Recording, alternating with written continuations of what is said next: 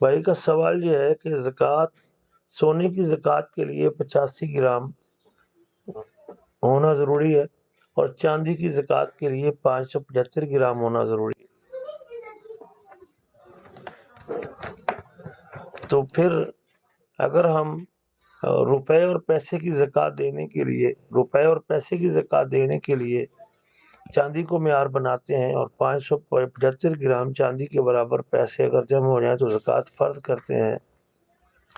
جبکہ سونا اس کے پاس جو ہے نا وہ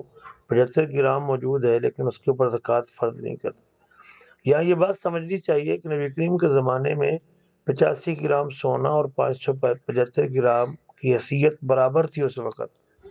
اس وقت دونوں کی حیثیت برابر تھی، لیکن اب 575 گرام چاندی کی حیثیت کم ہے اور 85 گرام سونے کی حیثیت زیادہ ہے۔ کل کو حالات بدل بھی سکتے ہیں، ممکن ہے سونا کل کو سستا ہو جائے اور چاندی مہنگا ہو جائے، یہ میرا رب بہتر جانتا ہے۔ تو اہل علم نے بجائے اس کے کہ سونے کو معیار بناتے تو سونے کو معیار بنایا جائے تو پھر تو ایک لمبی اماؤنٹ تقریباً 22-23 لاکھ روپے کے اوپر جا کے زکوٰۃ فرض ہوگی، جبکہ فقیر بھی محروم ہو جائے گا اور دینے والے کا مال بھی پاک نہیں ہوگا۔ اور اگر چاندی کو معیار بناتے ہیں جو زکوٰۃ کی فرضیت کا مقصد ہے تو پھر مال بھی جلدی پاک ہو جائے گا اور فقیر کی ضرورت بھی جلدی پوری ہو جائے گی۔ اس لیے اہل علم نے پھر چاندی کو معیار بنایا ہے اور روپے پیسے کی زکوٰۃ چاندی کے اعتبار سے دیتے ہیں، لیکن سونے کے لیے چونکہ خود شریعت نے خود لمٹ مقرر کی ہے تو سونے کی زکوٰۃ تو سونے کے اعتبار سے دی جائے گی اور چاندی کی زکوٰۃ جو ہے یا روپے پیسے کی زکوٰۃ وہ چاندی کے اعتبار سے دی جائے گی۔ باقی یہ تعداد نہیں، اجتہادی مسئلہ ہے۔ کچھ اہل علم نے اگرچہ سونے کو معیار مقرر کیا ہے تو پھر وہ یقیناً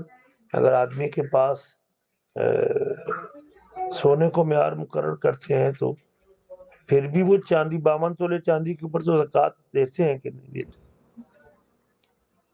52 تولے چاندی تو پھر اس کے برابر پھر بھی نہیں ہو سکتا، پھر تو ہمیں کہہ لیں کہ 52 تولے چاندی کے اوپر بھی زکوٰۃ کو کینسل کرنا پڑے گا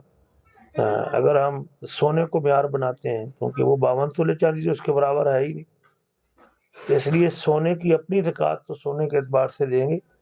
چاندی اور اس کے باقی متعلقہ چیزیں یا روپے پیسے کی زکوٰۃ کو چاندی کے اعتبار سے دینا زیادہ بہتر ہے۔ بہرحال اجتہادی مسئلہ ہے، علم کی اس میں دو رائے ہیں۔ ہمارا رجحان تو یہی ہے کہ چاندی کو معیار بنایا جائے تو زکوٰۃ کی فرضیت کا مقصد اور فلسفہ